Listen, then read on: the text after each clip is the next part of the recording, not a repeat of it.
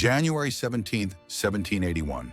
The backcountry of South Carolina becomes the stage for one of the most brilliant tactical victories of the American Revolutionary War. The Battle of Cowpens is celebrated not just for its outcome, but for the ingenious strategies and daring decisions that turned the tide in America's fight for independence. Let's dive into this legendary battle and uncover its hidden stories. By late 1780, the British shifted their focus to the southern colonies, aiming to crush the American resistance. The British Southern Campaign, led by Lieutenant General Charles Cornwallis, had seen early successes, but the Americans weren't ready to surrender. To counter the British, General Nathaniel Greene devised a bold strategy. He split his forces to stretch and exhaust the enemy. One half, led by Brigadier General Daniel Morgan, moved west to disrupt British supply lines. Morgan's force, around 1,000 men, was a mix of seasoned Continental soldiers, skilled riflemen, and local militia. Facing him was the infamous British cavalry officer, Lieutenant Colonel Banastre Tarleton, who had a reputation for brutality. Tarleton, leading a force of 1,100 troops, set out to crush Morgan. Daniel Morgan made a daring decision that many considered a gamble. He positioned his troops with their backs to the broad river, leaving no route for retreat. This forced his men to stand and fight, knowing there was no way out. Morgan chose the location carefully, a place known as Hannah's Cowpens, a pasture used by local farmers for cattle gatherings. This unique terrain, open yet bordered by rivers and woodlands, was perfect for the trap he was setting. On the morning of January 17th, the two sides faced off. Morgan's troops were arranged in 3 lines. First line, militia sharpshooters were instructed to fire 2 volleys and then retreat, creating the illusion of a rout.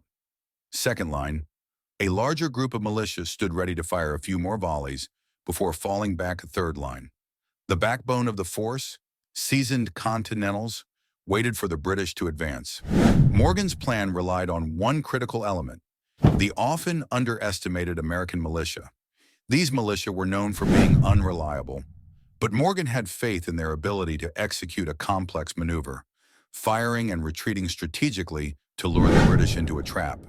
Tarleton's troops, confident in a quick victory, charged forward. The militia's volleys were deadly and precise, but as instructed, they appeared to retreat. Tarleton fell for the bait, believing he was witnessing another militia collapse. As the British pressed forward, they were drawn into the waiting arms of Morgan's Continental line. While the infantry held firm, the American cavalry, led by Colonel William Washington, played a decisive role in turning the tide. As the British forces were drawn deeper into the trap, Washington's cavalry launched a devastating flanking attack, hitting the British from the sides.